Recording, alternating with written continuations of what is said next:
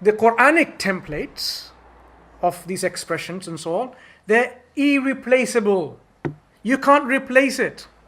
But with the poetry that you've seen, you can replace it with a construction and bring another poem like that. You can't replace it. The patterns are so unique. Only the Quran, the words that are used, the construct that are used, is only applicable there. It's not applicable anywhere else. Change the words. It doesn't work. Becomes a laughable construct, meaningless construct.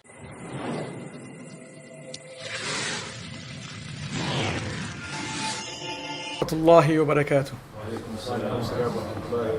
Bismillah, alhamdulillah, wassalatu wassalamu ala rasulillah. Ashhadu an la ilaha illallah, wahdahu la sharika lah, wa ashhadu anna Muhammadan abduhu wa rasuluh. Amma ba'd. So welcome back for those who have been in the first session, and welcome to our new brothers who are joining in this new session. Jazakumullahu khairan. So this topic was on the inimitability of the Quran. How the Quran is inimitable or not able to match anything like it. So as you can see in the slide, in the screen, this calligraphy says, لا يأتون بمثله. They would not bring anything like it, referring to the Quran itself or its surahs, nothing like it, or even the ayah, they won't bring anything like it. So I'm just going to, for the first few minutes, recap what I have mentioned before, so at least it has a, continuous understanding of where we are at the present moment in this session, very quickly, so bear with me. So just go back quickly, so in a few minutes, so you know that the subject matter is quite broad. Okay, so we talked about the objectives of this session were to understand the purpose of the challenge of the Quran, because the Quran challenges. And who does the Quran challenge? We talked about what was the nature of the challenge and how the challenge was linked to a miracle or a mu'jiza. And then, let me get my slides back. And we said there are lots of things that we can actually learn in going through understanding the challenge of the Quran. What are the different types of challenges that were involved the Quran makes? And what does it actually mean, bring something like it? And why was the challenge issued in the first place? Who was the challenge directed to? Was the challenge for only a specific time then? Or is the challenge open at all times? And what were the historical attempts and the analysis of those attempts? Focusing on the stylistics or the asalib of the Quran. What is in the Quran that makes it inimitable? What was the reaction of the first recipients? How did they respond to it? And is it just in Arabic language they have to meet this challenge or not? What was the understanding of the ulama of the past of this challenge? And what is the newer, novel understanding currently, as propounded by many ulama on this issue? Even the jinns, whether they were involved in meeting up this challenge or not. And we said we will talk about, as time permits, in later sessions, analyzing a specific attempt in modern times called the True Furqan, and also another surah, so-called surah called Surah An-Nurayn.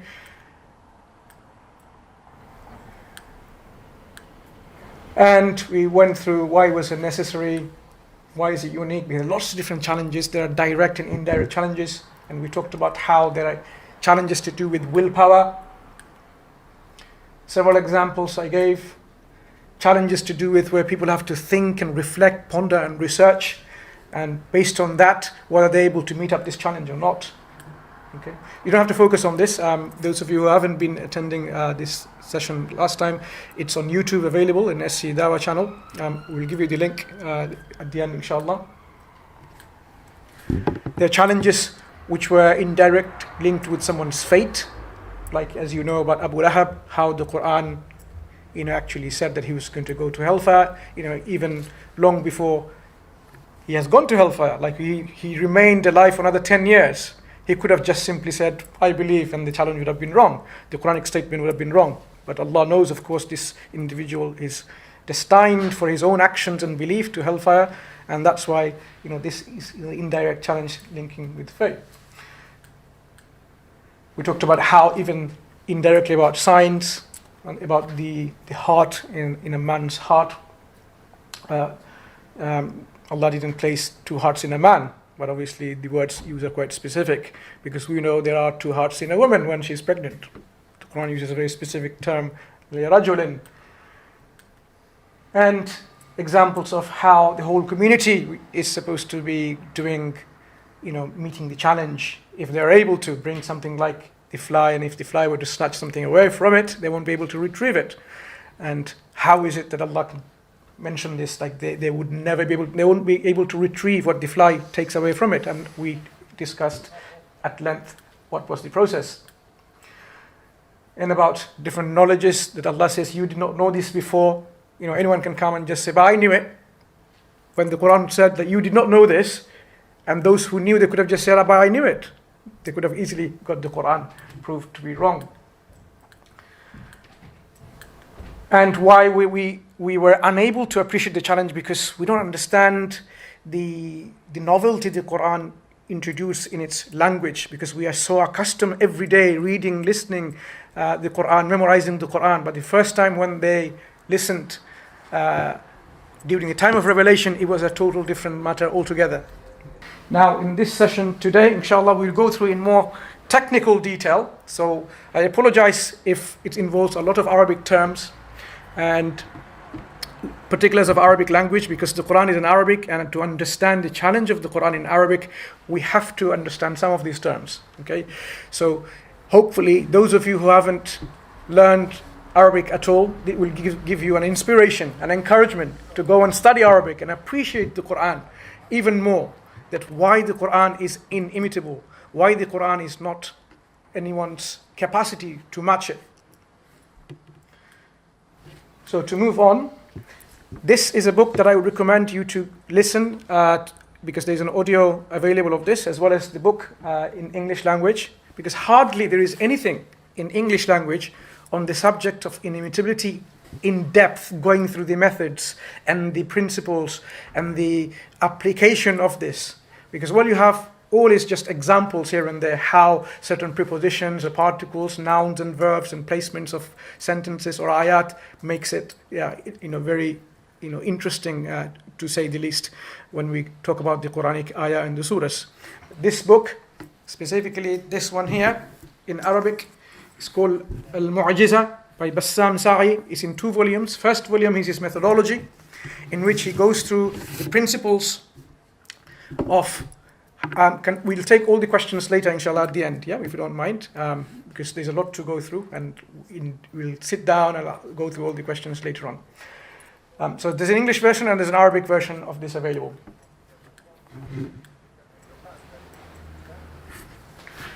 So, did the people just sit there and do nothing when the Quran challenged them? Or there were people who wanted to take up this challenge? We know from our historical narrations, there were a few individuals like Abu al-Ala al-Ma'addi, Ibn al-Muqaffa', Abu al-Tayyib, al-Mutanabbi. They tried to start, but they failed to begin. Now what does it mean? Because these people are very, in their literature, the masters of their languages, and they're excelled in their proficiency of the language, whether it's poetry or literature and so on. And yet, they could not fulfill to meet the challenge. They could not even begin, even though they had this intention to do that. So we are talking about someone who is experts and proficient masters of Arabic language at different time periods, and they could not produce something like it. Compare this to this rhetoric, the polemics that we hear today. Some people don't even know how to speak Fusha Arabic, and they say, I can bring something like the Quran. There you go, there's something in the internet and so on. I mean, if you were to give them a piece of Arabic poetry from the pre-Islamic times, they didn't even know what to make of it. And let alone the Quran, which brings a novel meaning and approach to the Arabic language of the past, the present, or the future, as you will see as we demonstrate. So going through, who was the challenge directed to? Al-Quran yatahadda al-jinn ma'al-ins. So we have to understand that, the Quran didn't just leave the meeting up the challenge to poor humans only. Because there are many humans who think they know better, and they have resort to other spiritual domain where they can say, I can get the help of jinn or shayateen to bring something like it. The Quran says, doesn't matter. Whoever, if you seek besides Allah, ask your helpers, seek your helpers and supporters beside Allah, you won't be able to. And we talked about the ayah of the Quran. Allah says, the whole of the mankind and the jinn, if they were to bring themselves together, come together, they won't be able to bring something like the Quran. Even one ayah. Yeah. Was the challenge of the Quran temporal or eternal? Was it locally for that time or was it perpetual? هل كان التحدي موجها إلى العرب في عصر المبعث أو إنه قائم عبدا على امتداد الزمان? Is it all the time or only for that time? Yeah. Because people often think maybe there are very expert Arabs or Muslims otherwise may be able to meet this challenge. The Quranic challenge, in a nutshell, is open to all times. But obviously, from what we understand, the proficiency of the Arabic language today compared to what they were proficient in, the Arabs, the mushrikun at that time, we can't really compare them. I mean, how many do you know of Arabic speakers or experts who can bring something like even the Sha'r al-Jahili, and produce instantly, then and there, like they used to do in the market of Urqas, like they used to do in the competition they used to have? You hardly find few. So we are talking about the Arabic language, the expertise in the language hasn't really been excelled in the sense like we do. Maybe there are individuals who are very, very good, but in general terms, across the globe, you can't really compare the times at that time compared to today. So if they were unable to match and bring something like the Quran, how can we even expect logically that they were able to match something today? It's illogical. Now, how novel, how new is this Quranic language, the Quranic surah, the Quran itself? I want to give you an example. Suppose I said the Quran is like an architecture, a building made up of bricks. Each brick is separated from each other, as you can see in the picture, floating in space. And some of the bricks are made of materials that we are familiar with. Others looks like it's made of whatever material it's made of, but actually in close inspection, it's not like that. It's not like a material that you've ever seen on earth. Things is connecting itself to build. This is only one part of this picture and zoomed in. But if you have a whole building, because you need rods and cement, you need lots of things to make a building, make an architecture, right? The connection between these things, the connection between the bricks to make into wall, the corners and the shapes, everything is different. And it's like this floating in space. Would you be able to bring a building like this? Like this building, each brick of its walls and ceilings floating in space. No architecture, no architect can bring a building like that, make a building like this. Quite obvious, because we don't have the technology to even have something floating like that, let alone a whole building, and it stands on its own. So the Quranic challenge to understand that, if you understand the Quran came as a linguistic phenomenon in which its words, its connectivity by its conjunctions and particles and prepositions, the way it's constructed and everything all together in the linguistic units, smaller and bigger all together, it's totally new, yet it's in Arabic. Going backwards. So this is an example of the Arabic poetry that we are familiar with. Those of you who know, these are all the bihars, right? So you have al-basit, al-tawil, al-madid, al-kamil, al-wafir, al-rajas, al-ramal, al-hajaz, al-khafif, al-sari', and so on and so forth. Because Arabic poetry has certain rhymes and meters, okay? And these are, the mnemonics, how they are constructed. That's its rules. So when you want to bring an Arabic poetry, it falls under one of these 16, for example. And it has the specific patterns. The Quran is none of those. It falls, Quranic chapters or surahs falls none of these patterns. So it's unlike the Bihar that the Arabs were familiar with. Of course, now you have a free-form speech in Arabic language, whether they call it poetry or prose, whatever. But when it's the Quran we're talking about, it's a linguistic genre on its own.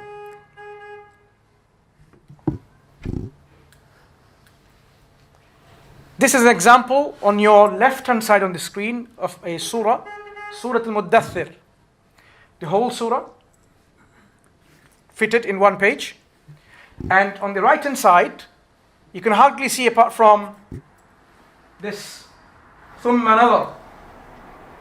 That is the only thing that is common to the Arabs at that time, that they were familiar with. Everything else besides that, it was new, novel.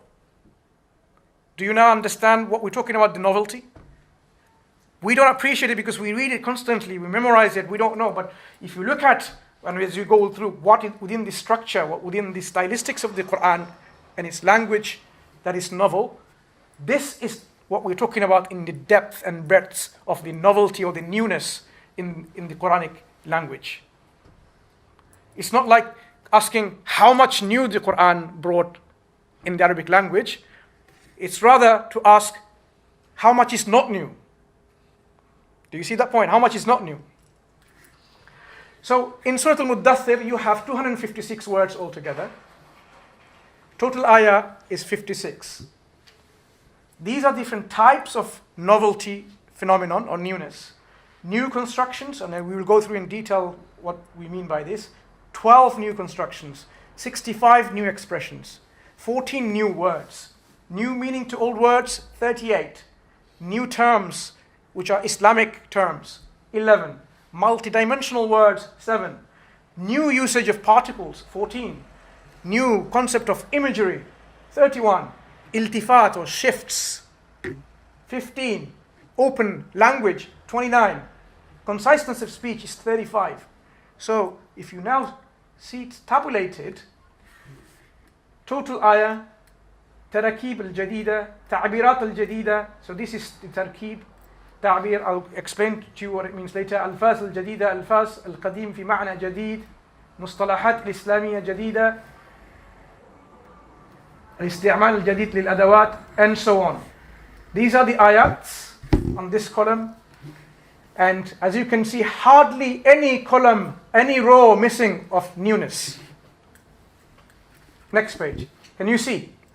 Hardly any column missing. For every single ayah, there's something new.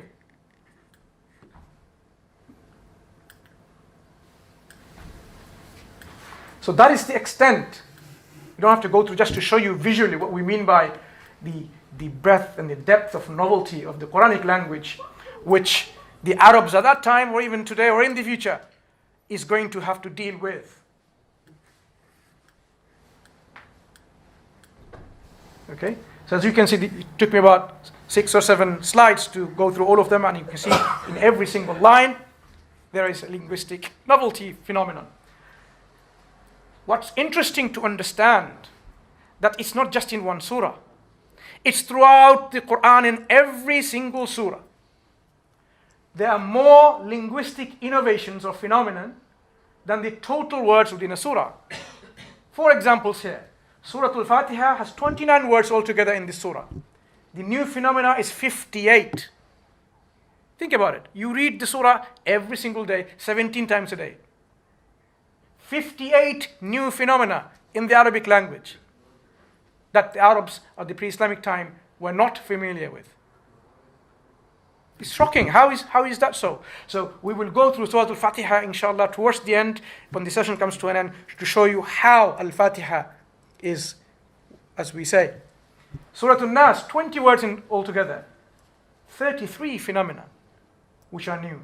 Surah Al-Falaq, 23 words with 38 new phenomena.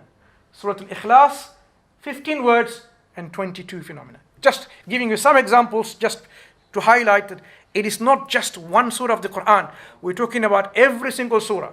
So the author here, his second volume is application of his methodology, understanding this principle that he's derived by the research that he's done. And he goes through a lot of surahs which are shorter and a big surah as well, a large surah. and evidently demonstrates how the linguistic novelty exceeds the number of words within the surah. So we are talking about this amount and depth and breadth of linguistic newness. Just to introduce to you some of the concepts. When we talk about Quranic stylistics, we are going to focus on few things. There are three important things to understand: tarkib, ta'bir, and sabika. Tarkib, the plural, which is tarakib; ta'bir, ta'birat; sabika, sabaik. Tarkib are constructions or verbal formulations which are not complete. 2, 3 words, 4 words. Ta'bir in this context refers to complete or near complete ideas and expressions. And sabika or patterns are more than 4 words within this linguistic unit. So we can break down the Quranic ayah to understand the novelty or the newness. Because remember, we are all trying to understand how the Quran is inimitable, meaning that you cannot bring something like the Quranic ayah or a surah, let alone the whole Quran. So we have to understand what is it within the Quranic ayah, the language itself, that is a miracle, because you cannot match it. So we are talking about the constructions, how the words, prepositions, particles come together to make a small linguistic unit, 3 words. How bigger expression, linguistic unit called expressions, and even bigger called sabika. Do you all understand this point? Yeah?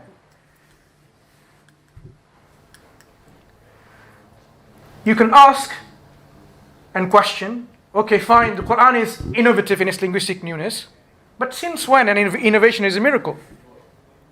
People can innovate, people can, waffle and just talk and, talk gibberish. That's an innovation in the language, right? If I started now speaking in tongues, that will be like a new form of words in my language. But is newness an innovation a miracle? How the Quranic newness or innovation is a miracle is to understand what we're talking about in terms of what this newness is about. The Quran's true distinctiveness lies not in its occasional breaking with the contemporary linguistic conventions, but in the consistently high frequency with which the breaks occur. Indeed, every single surah in the entire Quran contains more breaks with linguistic convention than the number of its words. So we are talking about that amount. And yet, even with this novelty, newness phenomena, it is understood because it's in Arabic language. When I see a building made up of bricks, even though the bricks are floating from each other, when I look at it, it's still a building. When they look and read and listen to the Quran, it's Arabic language, still the Quran in its main principle, core of the Arabic language itself. It doesn't deviate and bring a new Arabic rule altogether. So what this newness is, in terms of how it brings, we will learn as we go through. And fine, people may say, okay, fine, with these constructions there, the ayat of the Quran is eloquent, there's beauty, splendor, and precision of its expression. But how is it miracle? It could be the works of a mere genius, right? There are lots of genius around who compose poetry, compose music, compose literature. It doesn't make it miracle. Why do you call it miracle? There are a lot of people, they can actually do a lot of things which you think like, wow, it's a genius, it's the works of a genius. But do we call that a miracle? But when it comes to the Quran, we are calling this new phenomenon a miracle. Why? Because miracle, by definition, is something that it surpasses the human capacity. You cannot do something like it. Okay? Fire is to burn. But if you go into the fire and it doesn't burn you, like Ibrahim a.s. was put in the fire, it's a miracle. Because the normal property of fire is to burn, heat. Yeah? Temperature, high temperature. But if you now actually see normal fire, it doesn't burn you, something's different happening here. So when we're talking about the miraculousness of the Quran, we are talking about the Quran is something that the human or the jinn, even if they came together, they're unable to imitate it. That's why it is not just the work of a genius. At the end, if you say, okay, I agree, I admit, confess, Muhammad sallallahu alaihi wasallam, he wrote the Quran, he's a genius. But no, that is not sufficient, because you will be bound to surrender to this concept that this is beyond human capacity, including Prophet Muhammad sallallahu alaihi wasallam and his people at that time, people of today, people in the future. It is beyond human capacity to bring something like it. So, the miraculousness of the Quran lies in the very paradox. The paradox of its being truly Arabic and its being at the same time a new language.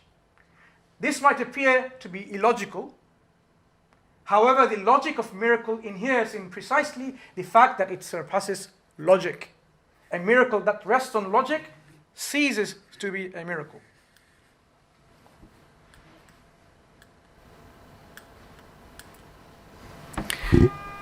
Let me give you an example of human styles to appreciate when we're talking about the divine style of the Quran. 5 examples here to show you how the human styles, whether it comes from the best poets and expert in the Arabic literature, they're not unique. These examples are from very well-known expert Arab linguists. Or you can say someone who is a master in their achievement in prose or poetry. But if you look at it, وَأَمَّا الْكِتَابُ فَجَمَعَ حِكْمَةً وَلَهْوًا. Do you know who wrote it? Anyone? وَإِنَّ هَذَا لَا يُوَلِّدُ مِنَ الْحُزْنِ وَالْأَسَفِ غَيْرَ قَلِيلٍ. Do we know who wrote it? From a famous writer. يَبْتَدِعُونَ أَسَالِيبَ وَمَنَاهِجَ فِي نَظْمِ الْكَلَامِ. Do we know who wrote it? لَا يَخَافُ عَلَى وَلَدِهِ مِنَ الْيُتْمِ. Do we know who's the author of these lines? وَلَكِنَّ الْفَنَّ الْبَيَانِيَّ يَرْتَفِعُ عَلَى ذَلِكَ.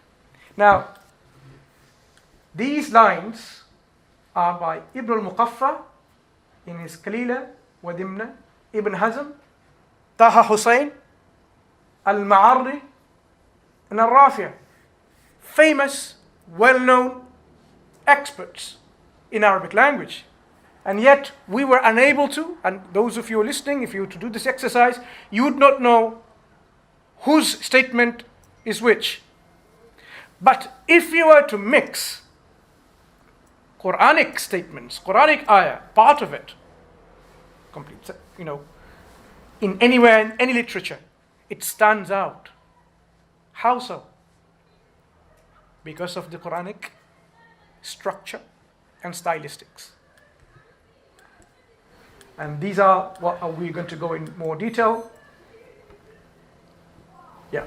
So the Quran, Jazakallah khairan, maybe I'll do this if it doesn't work. The Quran itself has the unique character. So does the surah, so does the ayah. You'll be surprised to know and hear that the word Quran was not a word that the Arabs of the time of Muhammad sallallahu alayhi wasallam and before was familiar with. They didn't know this term Quran. They knew qira'ah. They didn't know Quran. Surah. They had no concept of a surah. They had surah like a citadel, a city wall, not surah.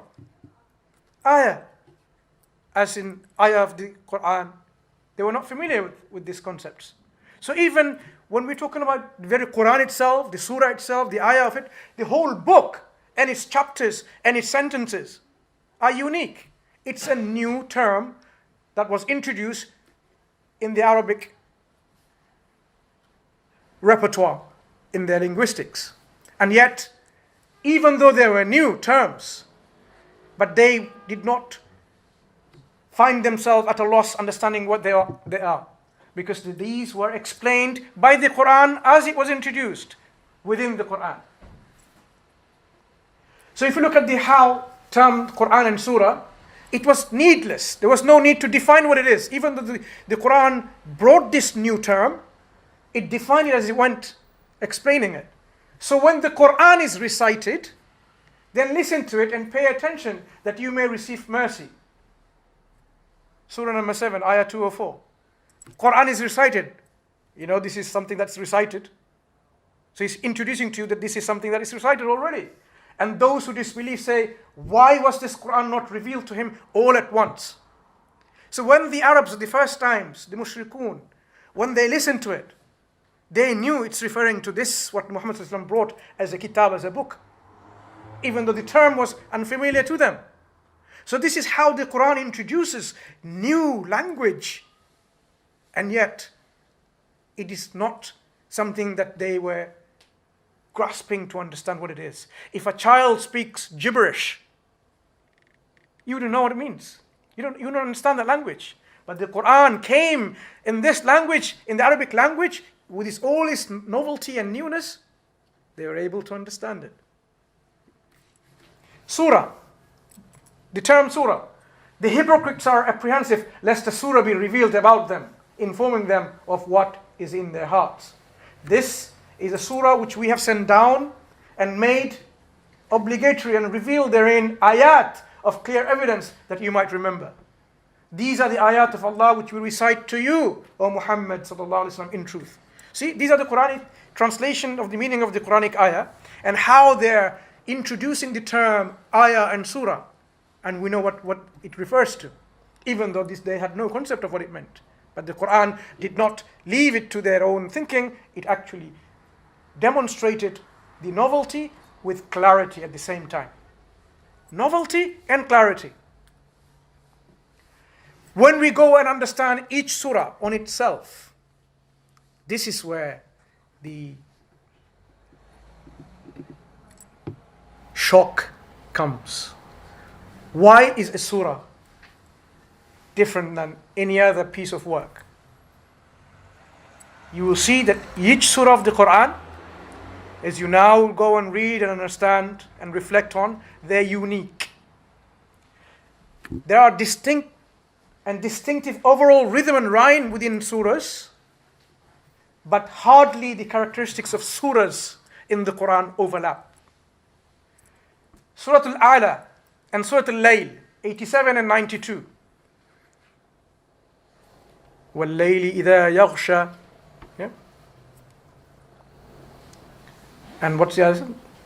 Surah Sabbih Isma Rabbika Al-A'la, Yaghsha. You might think there is something common, but if you go through in detail, you will see that this new literary form, the art of the Quranic surah that Quran introduced, it was unlike Fannul Khataba, Sajal Kahan, Fannul Rasail, Fannul Sha'r. Okay, without translating, these are technical terms to deal with different type of speech in the Arab language. Whether it's speech of a poetry or a prose, or the speech of a soothsayer or an orator and so on, right? It was not like any of their speech.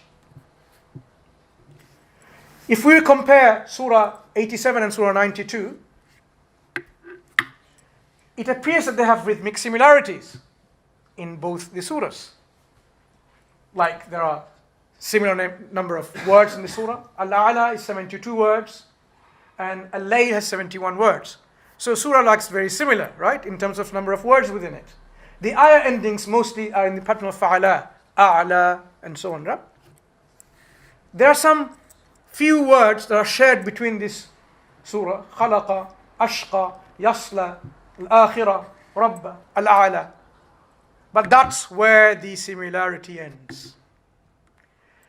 They do not have even a single expression or constructs in common between them. Out of 26 expressions, 22 expression or constructs in Surah Al-A'la, and remaining 4 appears elsewhere, but not in Surah Al-Layl. Out of 25 expressions or constructs in Surah Al-Layl, the other surah, 22 of them are unique to that surah, and remaining 3 appears elsewhere, but not Surah Al-A'la. That's the differences between them. The surah itself has its own persona. You would notice the break and disturbance in general rhythm if you were to mix something from one surah to another surah. You might not notice it because you read it constantly. So, I'll give you an example from Surah Al-Taha and Surah Al-Baqarah in this ayat 77 to 78 in Taha and Ayah 51. This must be a misprint. Within this ayah, it will be clear in the Arabic part. It's talking about how Musa alayhi salam, how he parted the sea with his staff, and how he was safely taken to a place of safety, and the pharaohs and his people drowned. Listen carefully.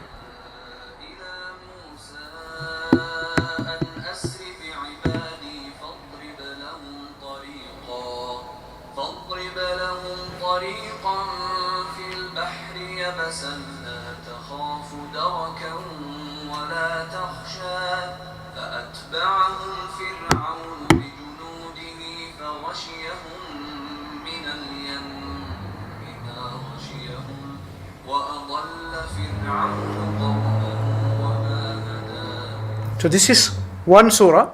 As you can see, there is a sound note and rhythm within the ayat consecutively. We'll hear the other surah.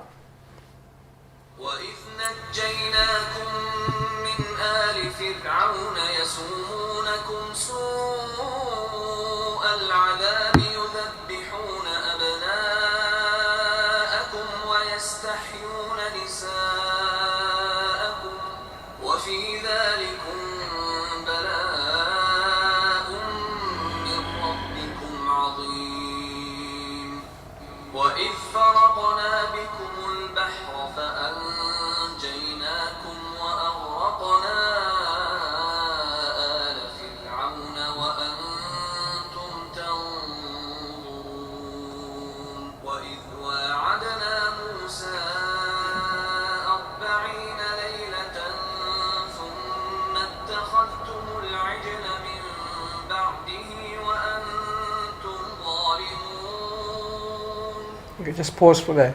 So this is another surah which talked about the same incident. But you can see how even when you listen to it, it's a different kind of rhymes and rhythm and the sound note to it. However, the subject matter is the same. If we were to place the middle ayah from the first one into one of this, it remains the same meaning throughout.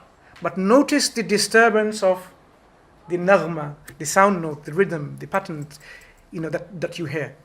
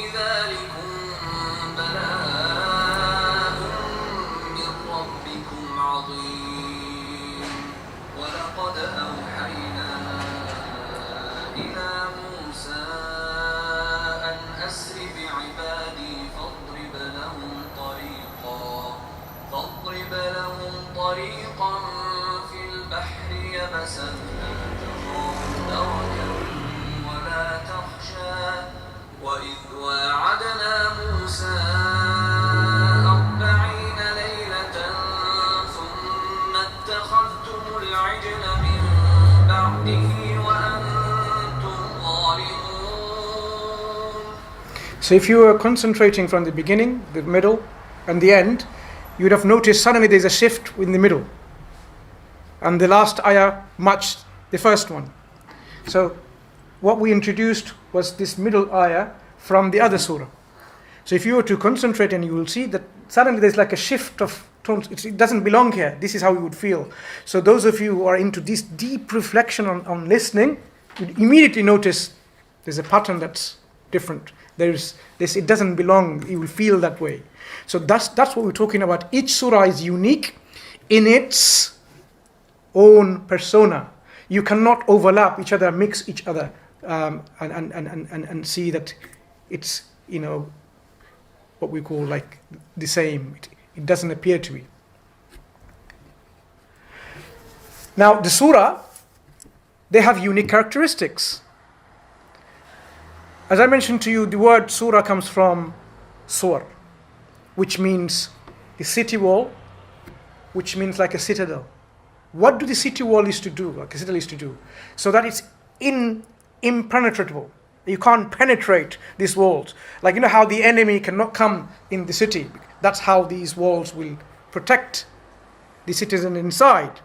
So surah was like this, that it's protecting itself. The Quranic surah itself, each surah is impenetrable. You cannot make something like this surah. That's how it's protected. And how so? Just look at the differences that the Quranic surah is compared to the Arabic speech, whether it's poetry at that time, how they were bringing their poetry, their forms of speech, and how they're accustomed to. 29 surahs began with disjointed letters. Huruf al-muqatta'at, like alif lam mim, alif lam ra, yasin. Totally unique to them. The Arabs at that time they had no understanding of how, because how the Mufassirin trying to explain like there is something, but you will not find any whatsoever you can search nowhere that the Arabs were ever bringing their forms of speech or poetry, bringing with this kind of disjointed letters. 15 surahs begins with oaths. Qasam. وَاللَّيْلِ إِذَا يَغْشَى وَاللَّيْلِ. It's a qasam. وَالتِّينِ وَالزَّيْتُونِ. The Arabic poetry or the forms of speech, they don't bring something like, they don't begin with these kind of oaths. 14 surahs begins with past tense, and 12 of these past tense indicates present. Let's reflect on it. It begins with a past tense, but it actually indicates is a present or even a future tense, and not a past tense. Like we say, Ata amrullah, Ata amrullahi fala tasta'jilu. It's in the past tense. The command of Allah has come, but actually it refers to the command of Allah is coming in the future, even though it says it's in the past. 10 surahs begins with a distinctive Quranic vocative form, Ya ayyuha. This is not how the Arabs would begin their work. There are 7 surahs which begins with an adverb denoting future, dharf, mustaqbil, like idha. But the condition, sorry, these are quite technical, but so just bear with me to understand what we're talking about in terms of the language itself. Even though it's a dharf mustaqbil is an adverb which denotes something about future, the condition is not necessarily present there, okay, which is absent. Condition which is necessary, it's absent, and it doesn't denote a conditional sentence anyway, because normally when you say either, then you make it like, or if this, then that. But this is not the case. Instead, it can refer to what will happen in the future or in the past. For example, إِذَا الشَّمْسُ كُوِّرَتْ. When the sun is wrapped up, it talks about that the sun will be wrapped up in the future. It's not a conditional sentence that the Arabs were familiar with in their speech. So this form of expression is totally new. It means the sun will be wrapped up in the future, even though it's using the expressions which denotes normally in their understanding of a conditional statement. Or إِذَا جَاءَكَ الْمُنَافِقُونَ, when the hypocrites come to you. But actually this refers to something that the hypocrites already came. It refers to an action of the past. It's not a conditional statement. There are 4 surahs who begins with a particle of emphasis when we're talking about adat al-tawqid, inna, but it's connected with the plural pronoun na, with a meaning in a singular for Allah, like inna fatahna laka fatham mubina. This is not how they use. There are 3 surahs which begins with an ayah which comprises of only one word. Ar-Rahman, Al-Haqqah, Al-Qari'ah. One word. Whole sentence. This is totally new to them. How do you begin a sentence with just one word? Two surahs begins with the lam of negation or la of negation, but it has a meaning of affirmation. La uqsimu. Literally, it means something like, I don't make oath. But yet the oath is made. There are two surahs which begins with qad, the assertive qad, but unlike how the Arabs were used to in employing this, they used to say laqad, but the Quran says qad. The Quran says laqad aflaha al-mu'minun, says qad aflaha al-mu'minun, or qad sami'a. You would normally say laqad. There are two surahs which begins with the interrogative hal, but with a meaning of affirmation rather than a question. Normally you say hal with a question, right, in Arabic language. But here, هل أتى على الإنسان حين من الدهر لم يكن شيئا مذكورا. It doesn't mean a question, it's affirming. هل أتاك حديث الغاشية. It's not a question that have they come to you. Actually, the news have already come to you.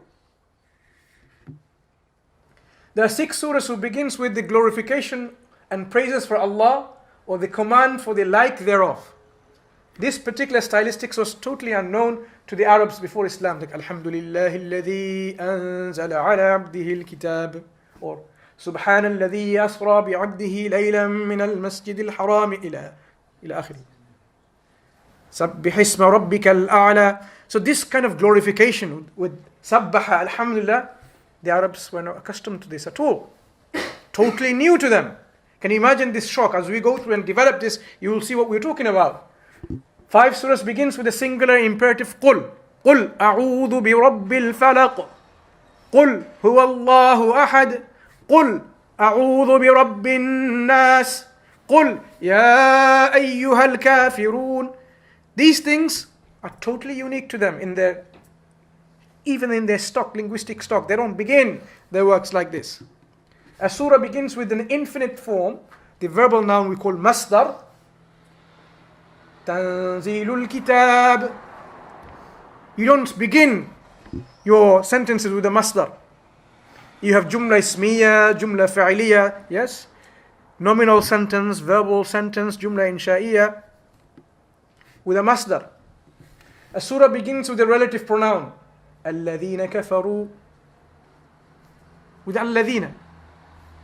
A surah begins with interrogative hamza, as in أرأيت الذي يكذب بالدين, with a meaning of informing and not questioning.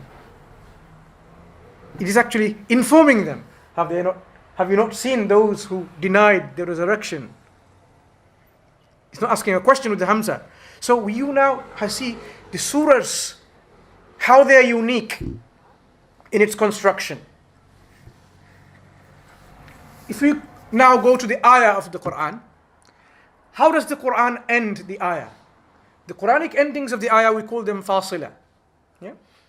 It is different from what we know from saja in prose or qafiya in poetry. The Quranic fasila has its own rules. It is not like what you have in prose or in poetry. The Quranic fasila, it ends at the end of an ayah, no matter how long the ayah is. It could be one word, it could span whole page, unlike the qafiya of your poetry or the saja. While the saja of Arabic writing must end in short sentences, no matter what, most of the time it spans only a few words. And you know some of the ayah of the Quran go one page. Ayat al-Dain is like a whole one page. Majority of the Quranic fasila comes in an elongated endings like Azim, Qadir, Sabila, and many of these ends with the letters like Noon and something like this, yeah? Zalimun. Most surahs have a primary fasila, but the surah then moves into various other fasila in between and returns to the primary one. Surah Baqarah is one of the longest surah. Its primary fasila, the endings of the ayah, is like un, in, im. But sometimes ud, id, or il. we see the ear in those ayat 106, 108 to 10, 120, 148, 270. We see the fasila like in ayats 165 to 6, 196 to 7, and various other ayat, as well as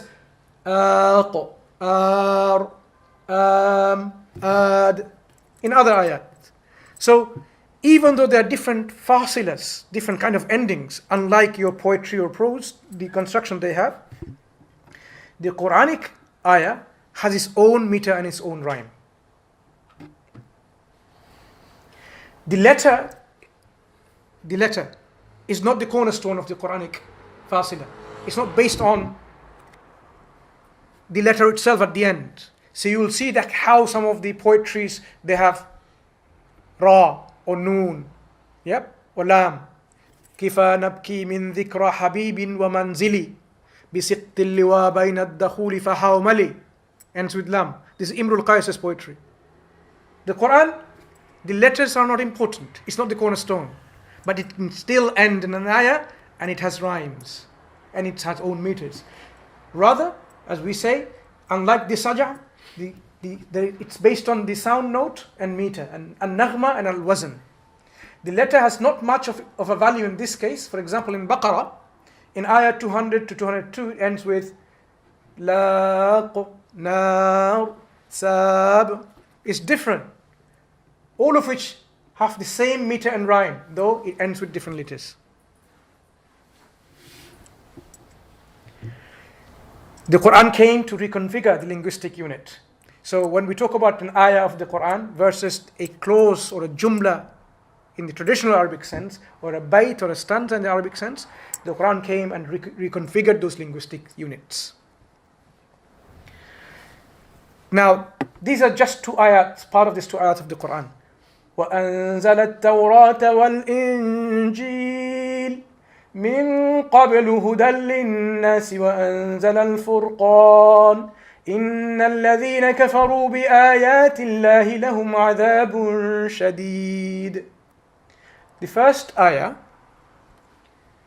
ends with, it is he who has bestowed from on high the Torah and the Injil, the Gospel.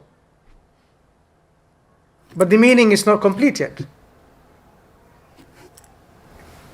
The next ayah, min qablu hudan linnas, min qablu hudan linnas. So if you were to traditional way of understanding the text, you would say, wa anzala at-Tawrata wal Injil min qabl hudan linnas. That would have been like one jumla, one sentence. But the Quranic ayah ends differently. In fact, it begins, if you look at the second ayah, verse 4, min qabl, so aforetime, as a guidance unto mankind, and it is he who has bestowed upon man the standard by which to discern the true from the false. Behold, as for those who are bent on denying God's message, grievous suffering awaits them. Now even that ayah, it could have finished hudan linnas or وَأَنزَلَ الْفُرْقَانَ. But look at it. إِنَّ الَّذِينَ كَفَرُوا بِآيَاتِ اللَّهِ لَهُمْ عَذَابٌ شَدِيدٌ. Those who disbelieve in the ayats of Allah, there's terrible punishment for them. That itself is a complete sentence. A sentence is a meaningful expression of words. But that's only a part of this ayah. So the Quranic ayah is totally different from the traditional understanding of a jumla or a bayt in Arabic language. So when it came, it reconfigured. So no wonder the Arabs were thinking like, what is it? I mean, where does the ayah end? Ar-Rahman. Oh, that's one ayah. Or whole of Ayatul Dain, Ayatul Kursi. They're perplexed into the linguistic genre that the Quran is now bringing to them. So we talked about this, how the min qabl. Yeah. So if you were to see another example, Surah Al-Rum, Alif Lam Mim, غُلِبَتُ الرُّومُ فِي أَدْنَاءِ الْأَرْضِ وَهُمْ مِنْ بَعْدِهِ غَلَبِهِمْ سَيَغْلِبُونَ. So Alif Lam Mim, defeated have been the Byzantines in the land close by. Yeah. Remember the ayat, if you look at the Quranic ayat, verse 1, 2, 3, 4 and 5, where there is a double stroke, that's where you would normally end your normal sentence in ordinary Arabic language. But the Quran has its own way of ending. And it doesn't lose its appeal, its eloquence, its beauty, its majesty, its openness, its conciseness, its precision. That's what we're talking about, reconfiguring totally the linguistic units. If you talk about the conjunctions, using how the conjunctions connects words together, connects phrases together, connects sentences together, this is an ayah of the Quran. If you were to break this down, if you go to the next slide, that is what we're talking about. The conjunction that you're supposed to see, it's hidden. So it would have been something like this if in a traditional Arabic language. أَفَهَكَذَا يَكُونُ مَنْ هُوَ قَائِمٌ عَلَى كُلِّ نَفْسٍ بِمَا كَسَبَتْ وَقَدْ جَعَلَ اللَّهُ شُرَكَاءَ فَقُلْ لَهُمْ سَمُّوهُمْ, and so on. The words in the brackets are something that's not in the Quran. But that's the words that the Quran doesn't even need to have, and yet the meanings are expressed without these conjunctions. So Quran connects with hidden conjunctions which are not even there. So how can you bring something like these kind of things? How do you bring something like it? The question is, because the Quran is omitting all of this and yet it's meaningful and it's precise, yet it is something very expressive. So they would normally speak like this. So we'll go as more and more examples to see how you won't be able to bring something like it, even with these constructions. So the traditional Arabic mold in poetry starts something like this. وَمَنْ يَكُوذَا وَإِنِّي إِمْرُؤٌ إِنْ أَلَا هَلْ أَتَأَنَّ أَلَا لَيْتَ شِعْرِي هَلْ أَبِتَنَّ لَيْلَةً. Some of the examples here. If you go into the next slide. So these are how they begin their poetry. These are the linguistic traditional molds. So that's how the Arabs are used to in the expression of their poetry. Do you see anything similar in the Quran? وَإِنِّي إِمْرُؤٌ إِنْ خَلِيلَيَّ مُرَّ بِي يَا صَاحِبَيَّ تَلَوَّمَا. You've never read this in the Quran. So the Quran came in its beginning of expressions, but it introduced none of these. So if you carry on, just to give you some example of poetry, okay? I'm not going to give you two meanings, just to understand the structure, right? وَلَيْلٍ كَمَوْجِ الْبَحْرِ. So if you see that these are the patterns of the poetry, the first 4 lines is by Imrul Qais. Hatim al-Tay is this one here. Yeah? How is this constructed? You can actually formulate the construction. It starts with a mubtada. In Arabic language, when you have a nominal sentence, you have a mubtada and you have a khabar. Yeah? The noun and its predicate. So you have a mubtada, which is the mushabbaha, which is the one that you're making the similarity with. It's usually then connected with a majroor, lafdhan with waw, like wa laylin, yeah, wa kharqin, wa khaylin. You can see wow, it starts. Then it has a khabar, which is kaf, with a meaning of likeness, like wa laylin ka mawjin, ka alwahin, ka dhahrin. See, ka. The ka is for like. Then it is connected in mudaf with ismul mushabbaha, which is a mudaf.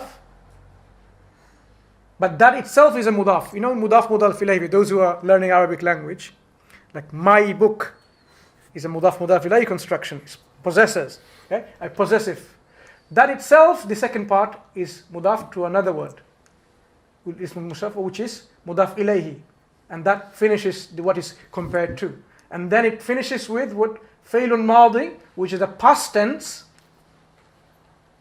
As you can see here, all of this past tense with a damir, which goes back to the mubtada, the noun.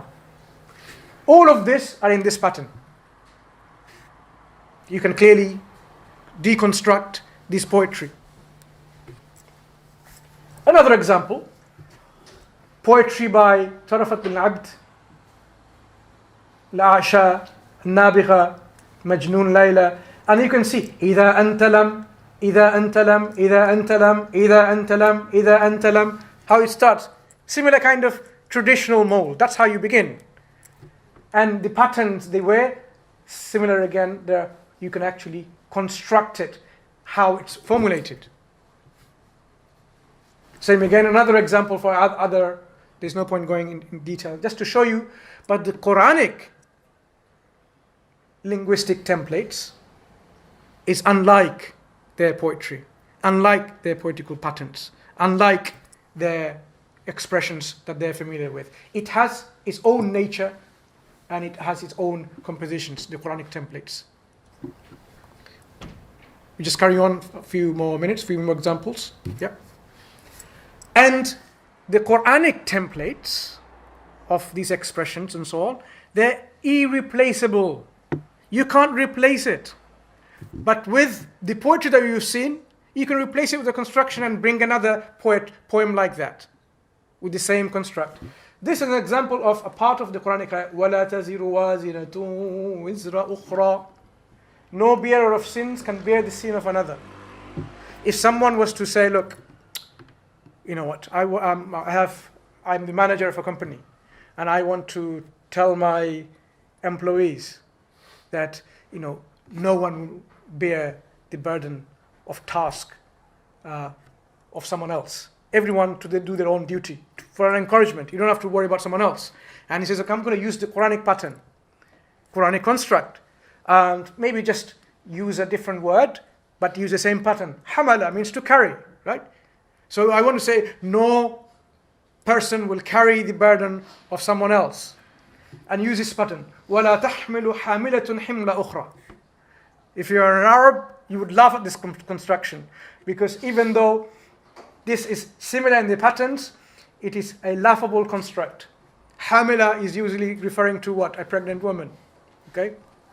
This doesn't work. You simply cannot use this linguistic pattern the Quran introduced and replace it with something similar. That is why we were talking about that it's not inimitable. You can't replace it. The patterns are so unique. Only the Quran, the words that are used, the construct that are used, is only applicable there. It's not applicable anywhere else. Change the words. It doesn't work. It becomes a laughable construct, meaningless construct.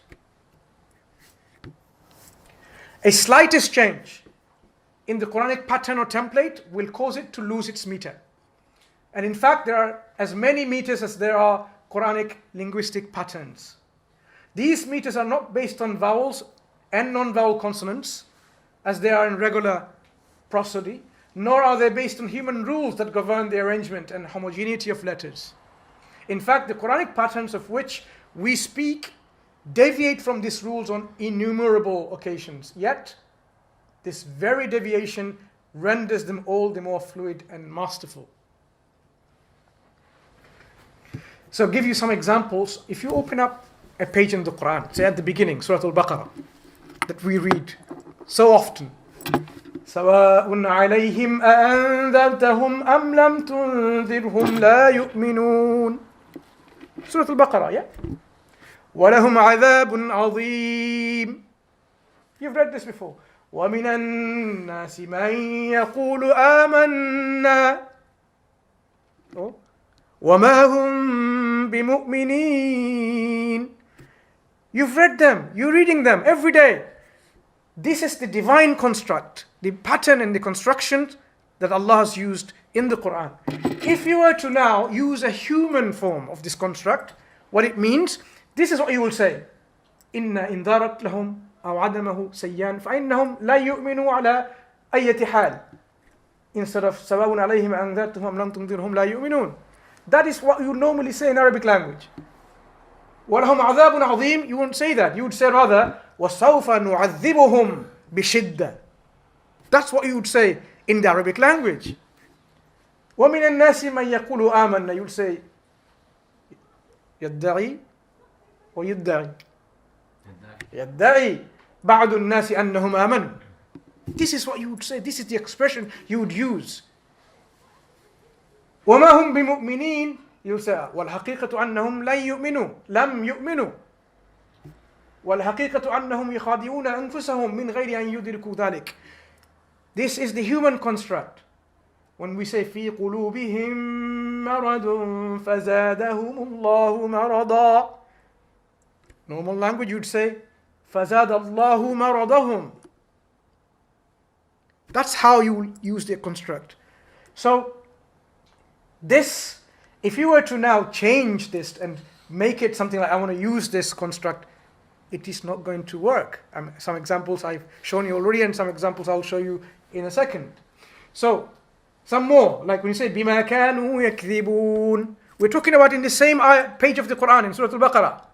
These constructs, unlike what the Arabs are used to, Arabs are familiar with, you will say rather جَزَاءَ كَذِبِهِمْ وَإِذَا قِيلَ لَهُمْ لَا تُفْسِدُوا فِي الْأَرْضِ. Quran. But in human construct, in language that the Arabs would use, even today, you would normally say وَإِذَا تُلِبَ مِنْهُمْ أَلَّا يُخَرِّبُوا وَيُخَرِّبُوا يخرب عيش الناس. Like وَإِذَا قِيلَ لَهُمْ آمِنُوا كَمَا آمَنَ النَّاسِ وَإِذَا تُلِبَ مِنْهُمْ. You see how the language is different. This is what we're talking about the Quran. We don't really realize that how the construct is different. If you were to speak in normal language, do you speak like this in your ordinary language? With your friends, with your family, with your colleagues? You don't. Why so? Because if you were to use this language, they will say like, are you reading Quran to me? Because the Quran is this form, this pattern, this construct, unique in itself. You can't use these Quranic patterns and constructs and expressions in ordinary language. Some more examples. Let's carry on. Now, Man ذا الذي. The Quran uses Man ذا الذي. You would say Man الذي. بعد إذ. You would say بعد أن. That's how you would use your Arabic language. If you were to use بعد إذ, they will say like you've got it wrong.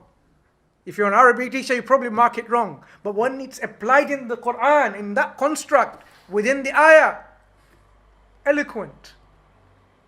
So how is it then that the Quranic construct is so different than the human construct? It's because the human language that the Arabs spoke then and speaks today in the Fusha, it has its own patterns, it has its own repertoire of expressions and constructs and stylistics, which does not merge or overlap with the Quran. The Quran is unique. Carry on. More? Okay, carry on. Yep. Now, suppose now someone wants to try it out anyway. Let us now make some ordinary speech in the patterns of the Quranic construct and see how it feels. I give you an example about using hamala from the verb wazara. Few examples here. If somebody said, ثم أنت هذا تأتي لتزورنني. Am I speaking Somali? Ajami? Turkmemani? But this is the construct of this. ثم أنتم هؤلاء تقتلون أنفسكم. Perfect, eloquent, beautiful Arabic in the Quranic ayah, Quranic construct. But when you see this, مما أخطأك وقع لك ما وقع. Are you speaking Arabic? I mean, you are Arab themselves, you will say, what are you talking about? But this is a construct. 4. مما خطيئاتهم أغرقوا. In the Quran. If you replace it, the same construct, and use it in the language, this is how funny it becomes. This is how alien it sounds, even as Arabic. So I was saying, ثم أنت هذا تأتي لتزورنني. This is an uslub the Arabs were not familiar with in the past or at present times. But we read this without even realizing that this strangeness of it when we read the ayah every time.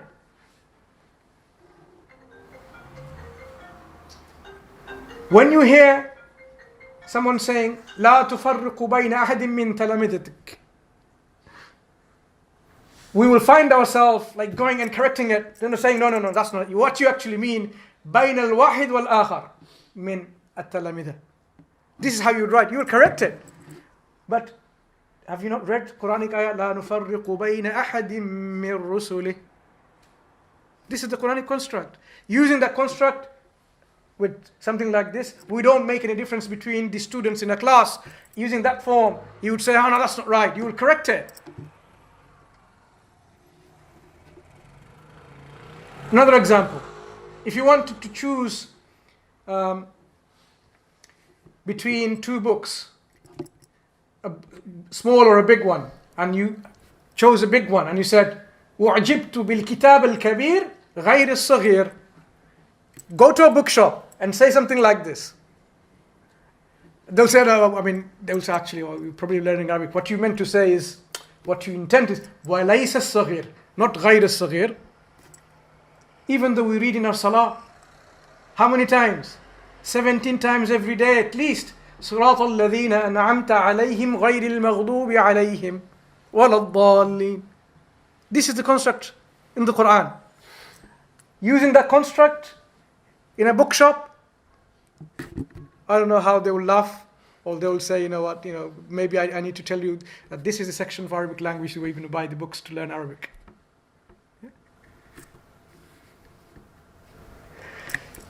The Quran comes with new words. What do you mean by new words? It's Arabic language.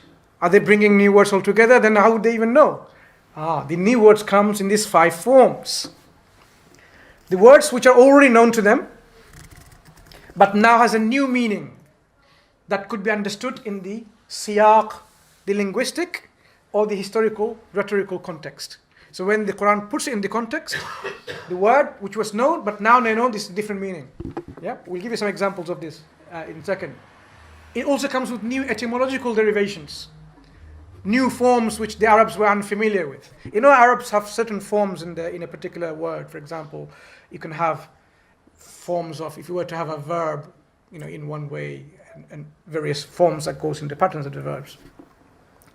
But some words, they didn't even use this form at all. At all. They don't use it, because you can actually make a particular in this pattern. But the Quran brought this new etymological derivations. It also brings new technical, istilahi, technical meanings of terms, like salah, zakah. It has different meanings in the Arabic language, but technically we know what they mean. Even the zakah means purification. Did you pay your zakah means did you pay your purification? No, you mean zakah, that you pay. It brings words which are unfamiliar in the roots, but they're actually deducible in the meaning from the linguistic context. And they're allegorical and figurative meanings that are new from the known meanings already present in the Arabic stock of the Arabic language. So some examples, the first category. The Arabs knew these words, but the Quran introduced them in their meanings in a rhetorical and a linguistic context, like sultan, dunya, kitab, yanzurun, yuqaddir. Yep. So the words which are etymologically different, like taghut, jahiliya, hadu, furqan, raqim, illiyun. Words which became a technical terms like dhikr, masajid, ajr, hasana. Each one has a technical meaning. But in the Arabic language, it has a different meaning. So for example, dhikr is specifically the Islamic remembrance of dhikr when you do dhikr. But dhikr means what? Just to remember anything. But when you say, are you doing dhikr? What do they mean? What do they understand? They would understand you're doing tasbih and tahleel. Yeah? So the Quran uses these new technical meanings. Yeah? Words which are not known previously and they were unfamiliar, but the linguistic context made it easy for them to deduce the meanings. And these are mostly the Arabized forms coming from different languages like Farsi and Greek and Abyssinian, Nabatean, Syriac, Hebrew, Coptics, like Sirat, like Ab, Barzakh, Sijil, qamtarir, abariq, qistas. Okay? So Quran uses this in the roots of Arabic language. So when people say, but are you saying these are different language? No. It's Arabized within the Arabic roots, Arabic language. Even though it is from a different language, but Arabized within the Arabic roots, so it's still Arabic. Because the Quran says, the Quran is revealed in the Arabic, pure Arabic, Arabiyyun Mubin. Yeah. And then we say the figurative meaning of different words, like kufr. Kufr, kafara, kafir. Kufr to means just to cover, right? But now when you say kufr, it doesn't mean just to cover. It's to actually disbelieve something in that category. Someone has done kufr. Act of kufr is not just act of covering a soil like a farmer does. Say the example of al-huda, guidance, al-dalala, taqwa, ummah, the libas. Yeah? So, perhaps they knew the word liqa, but they didn't know tilqa. Perhaps they knew the word kadhalik with a fatha, kadhalika, but they didn't know kadhaliki. They knew haula'i, but they did not know ha'um. They know ulaika, but not ulaikum. It's not to be found in the Arabic stock. Arabic, when we talk about Arabic stock, we're talking about pre-Islamic poetry, as we mentioned. Pre-Islamic poetry, Jahiliyyah, the Arabs, as they speak the language, this is not how they are familiar with. They haven't used any of it. Thousands of lines of Arabic poetry that has come down to us, you will not find any example of these usages. Quran brings these new usages. They knew about ittaqa, but not at-taqwa. They knew about al-haya, but not hayawan. They knew about al-alam, but didn't know about al-alameen. It's just a different form. But they have totally unfamiliarity with it. So when we're talking about the Quran introduces these words, if you carry on, just to give you lots of examples like shukr, they knew, but not shukur. Yeah? They knew about kabir, al-kabir, not al-kubbar. It's a new form. Yeah. Yeah. Carry on. Not only words are introduced anew, fresh, and they are now being bombarded. They have been now totally immersed in this newness of words. But not only words, interconnectivity of words. How the words are introduced. Maliki yawmiddin. Surah Al-Fatiha, right? What's so strange about it? I'll tell you what's so strange about it. Malik means owner, master, king. Malik and Malik. Yawm means just a day. Deen means religion. It could mean recompense. Now, the Arabs, they understand what being Malik of. You're Malik al-Bayt. Yeah? Malik al-Sayyara. You're the owner of a house. You're owner of a car. You're owner of a horse. You're owner of a spear. You're an owner of this. You're owner of that. You own things. Material possessions or these possessions. But in their imaginations, in their linguistic stock, in their vocabulary, they never have this understanding or even imagination that you can be an owner of time. Can anyone be the owner of time? So when they heard the Maliki Yawm, what is this? Owner of time. No one owns time. You can't even use such a language. What are you talking about? Owning time. Not only that, as they were trying to get from this shock, Maliki Yawmiddin, the owner of time of religion. You don't say owner of time of religion. Deen is normally a religion, that's how they understood it. But the Quran uses a different understanding here. Deen means jaza, recompense. So that's the interconnectivity we're talking about, where it's total new phenomena to them. It's like giving them a shock one after the other in this newness, in this new phenomenon. When the Quran introduces the images, surah, it has its own repertoire of images. If you think about the traditional Arabic imagery, you know how the Arabs give examples of tashbih. They make similarity of something, a simile, a parable. Like, say, someone is a brave, they will say he's like a lion. We say that in English too, right? He's like a lion. Someone who's a coward, they will say he's an ostrich. Someone who's generous will say he's like a sea. A camel will be someone who's like resentful. Yeah? Someone who's somber, they'll say he's like a mountain. They will say it's like, oh, she's like a moon or a sun. Beautiful. Yeah? And if you're very refined, they'll say it's like a star. And if you're very gentle and meek, they'll say he's like a lamb. Even the English and other people, they say, oh, he's like a lamb, right? A lamb to the slaughter, like very gentle and meek. These are the imageries that the Arabs in their traditional language, they're familiar with. And these are some expressions about, a black hair, they will compare that to a night. Grey hair to a daytime. Mouth to daisies, teardrops to pearls, forehead to arrows.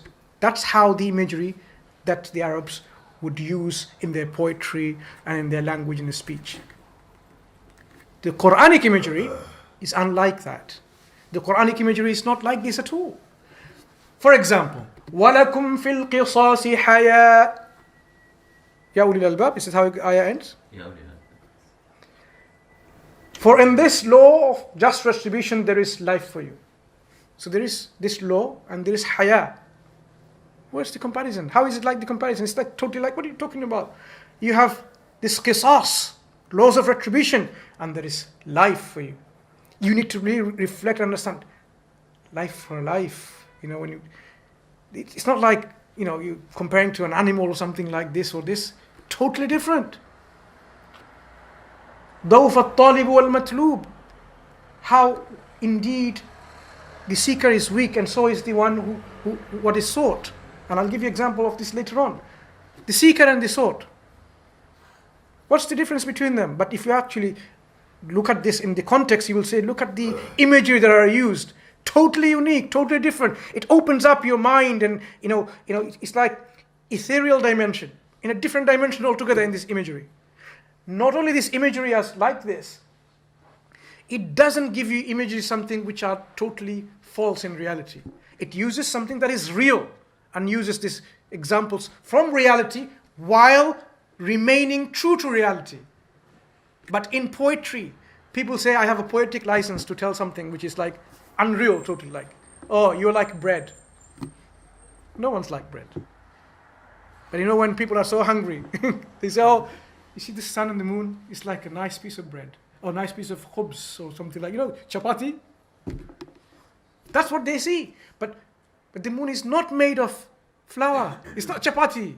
So the Quran doesn't use, if you now go and reflect on the Quranic imagery, you will see how different they are. And that's why the Quran introduced hundreds and hundreds of imagery which are new. It broadened and it enriched and improved the repertoire of imagery. Another example, لا تدركه الأبصار وهو يدرك الأبصار. No vision can comprehend him, but he comprehends all vision. Look at the image that is used. You cannot comprehend, no human can encompass him, but Allah encompasses everything. Just think about it, like how long you have to think and reflect and to understand these dimensions of this imagery. You cannot comprehend Allah. Allah comprehends everything. You cannot comprehend Him at all. No vision can encompass Him. Look at the subtlety of this imagery. Carry on. This was in Surah Al-Muddassir, but it's too difficult to read, so we'll pass on. Yeah, carry on. This is an imagery about a fly. Allah gives a parable, an example. A fly. O people, an example is put forward. So listen to it carefully, Allah says. فَاسْتَمِعُوا لَهُ. Those of you who call besides Allah,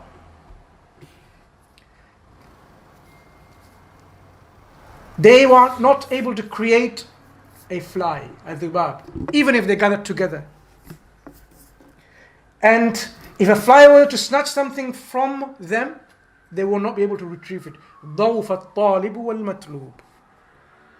How weak and feeble is the one who seeks and one that is sought. And we talked about this at one point, where we said, if a fly were to snatch something from you, can you get it back? You should say, yeah, I'm going to catch the fly and take it away and get the food back. You know what happens? The fly has something called a proboscis. Yeah?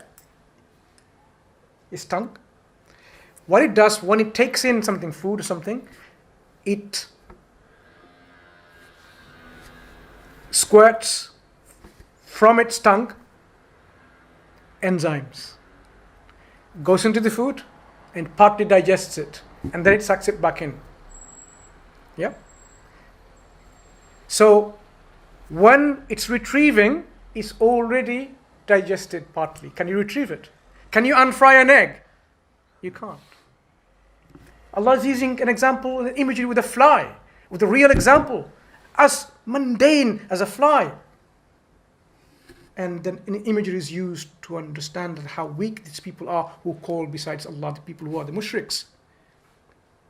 It's like them. They're weak, how weak they are. Carry on. Another example. Allah uses those who Allah wants to guide someone, He expands their breast, and those who wants He to be left alone astray, He narrows and constricts them as if they were climbing up in the sky. And you know what happens when you go up to the sky in high altitude. This is how you feel. Lack of oxygen and pressure. Real example. But the imagery is there. This kind of imageries the Arabs don't use. Didn't use. But the Quran introduced this new repertoire of images. They're real. They're meaningful. They're correct. They're amazing. Why amazing?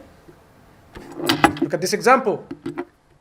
The example of is like the darkness in a sea, deep ocean, covered by waves above which are waves, above which are clouds. Darkness one above the other. If a man were to stretch his hand, he won't be able to see it.